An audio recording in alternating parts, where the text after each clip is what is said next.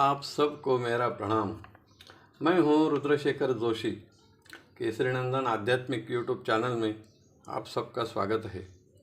आज इस वीडियो में हम जानेंगे हनुमान जी का एक प्रभावी मंत्र, मनोजवम मारुत तुल्य वेगम जितेन्द्रियम बुद्धिमतां वरिष्ठम वातात्मजं वानरयूथ मुख्यम श्री रामदूतम शरणं प्रपद्ये। यह मंत्र श्री राम रक्षा स्तोत्र में है, जिसकी रचना श्री बुध कौशिक ऋषि ने की है। बुध कौशिक ऋषि भी इतने श्रेष्ठ थे कि उनके स्वप्न में भगवान शिव शंकर जी खुद आकर यह स्तोत्र कहा, जो कि बुध कौशिक ऋषि ने सुबह उठकर जैसे ही शिव जी ने कहा था वैसे ही लिख दिया। इसका संदर्भ श्री राम रक्षा स्तोत्र में ही है। आदिष्टवान यथा स्वप्ने राम रक्षा मीमां हर तथा लिखितवान प्रातः प्रबुद्धो बुध कौशिका। यानी कि हनुमान जी का यह मंत्र भगवान शिव के ही मुख से हनुमान जी की प्रशंसा स्तुति करने हेतु प्रकट हुआ है। अब इस मंत्र की ओर देखा जाए तो भगवान शिव जी ने एक एक शब्द में हनुमान जी की बहुत ही प्रशंसा की है। इसमें सबसे पहला शब्द है मनोजवम। अब इस मंत्र की ओर देखें तो सबसे पहले मनोजवम ही क्यों कहा है? क्योंकि मन को जीतना इतना आसान नहीं है। अगर ऐसा होता तो सभी के संदर्भ में मनोजवम कहा जाता, लेकिन ऐसा होता नहीं। क्या कठिनता है इसमें? भगवान इंद्रदेव विश्वामित्र ऋषि भी अपने जितने भी समर्थ भक्ति करने वाले थे, वो भी मन को जीतने में असमर्थ रहे। तो हमारे सांसारिक जीवों की क्या दशा? हम तो मन को जीत ही नहीं सकते। सामने मनचाही वस्तु, भोजन में मनचाहा पदार्थ दिख जाए तो मन पर काबू कर ही नहीं सकते। तो विषयों की तो बात ही दूर है। लेकिन हम बात कर रहे हैं हनुमान जी की। इनके संदर्भ में सबसे पहले मनोजवम ही क्यों कहा है? क्योंकि विचार तो सूक्ष्म होते हैं, वह सबसे पहले मन में आते हैं। मन भी सूक्ष्म ही है।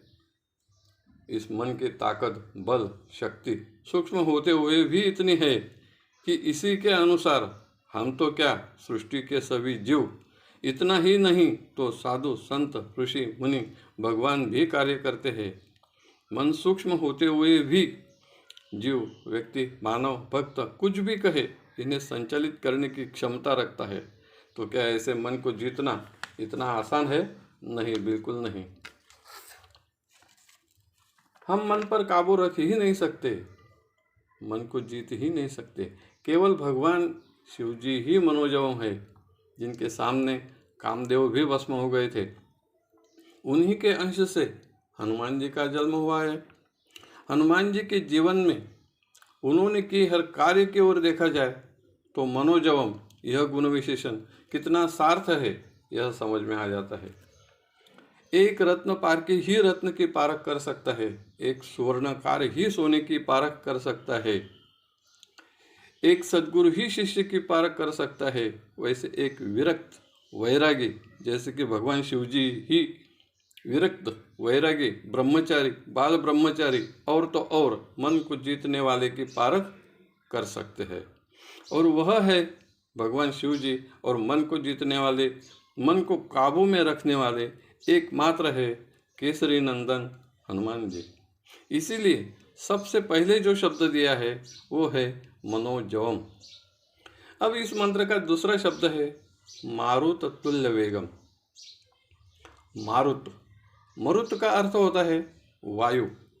जैसे मन की गति को नाप नहीं सकते, एक ही क्षण में यहाँ तो दूसरे क्षण में कहाँ पहुँच जाएगा ये तो हम भी नहीं बता सकते।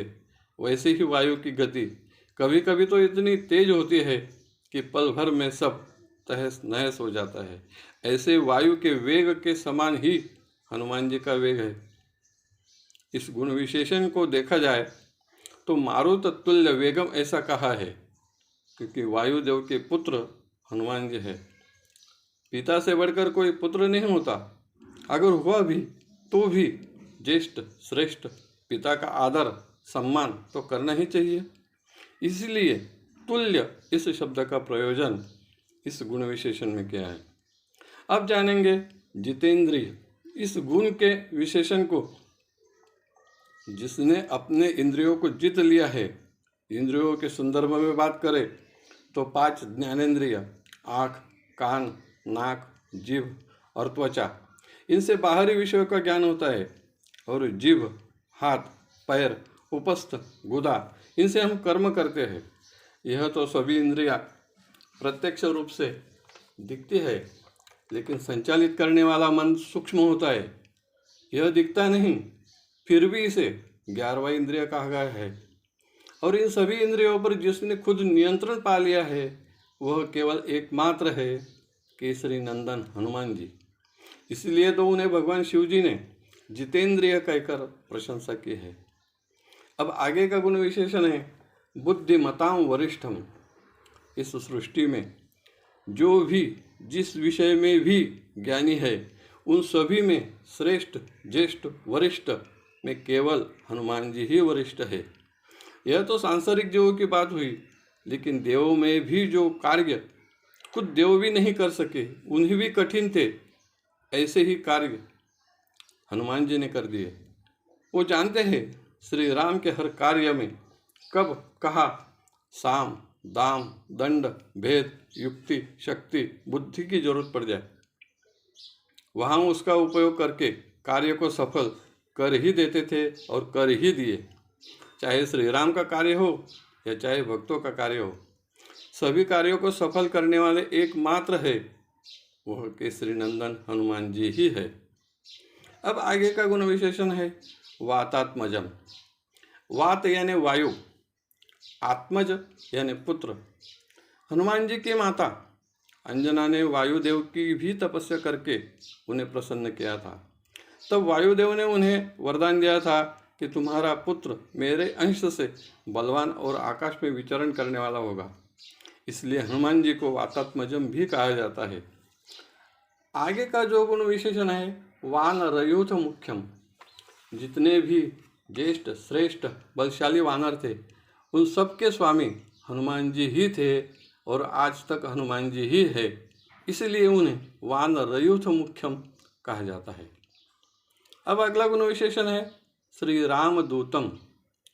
दूत का कार्य होता है अपने स्वामी का दिया हुआ संदेश स्वामी ने निर्देश किए हुए व्यक्ति को ही पहुंचाना। और इस कार्य के लिए दूत भी स्वामी के विश्वास के पात्र ही होना चाहिए। श्री राम के विश्वास के पात्र केवल हनुमान जी ही थे।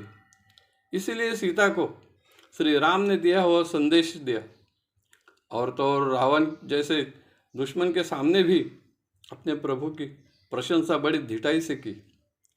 खुद के मन में थोड़ी सी भी घबराहट नहीं, लेकिन रावण के मन में ऐसी घबराहट निर्माण कर दी मानो उसकी जड़ें हिला डाली। श्री राम ने भरत के लिए कहा हुआ संदेश भी हनुमान जी ने ही नंदीग्राम में दिया।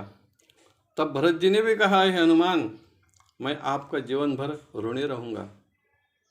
जो श्री राम जी अयोध्या आने का शुभ समाचार आपने मुझे दिया है, ऐसे श्री राम दूत हनुमान जी को मेरा काया वाचा मनसा शत शत कोटि प्रणाम। आज के वीडियो में बस इतना ही। फिर मिलेंगे एक नए वीडियो के साथ। आपको मेरा वीडियो पसंद आया तो ज़रूर लाइक करें, शेयर करें, सब्सक्राइब करें। धन्यवाद। नमस्कार। जय केसरी नंदन।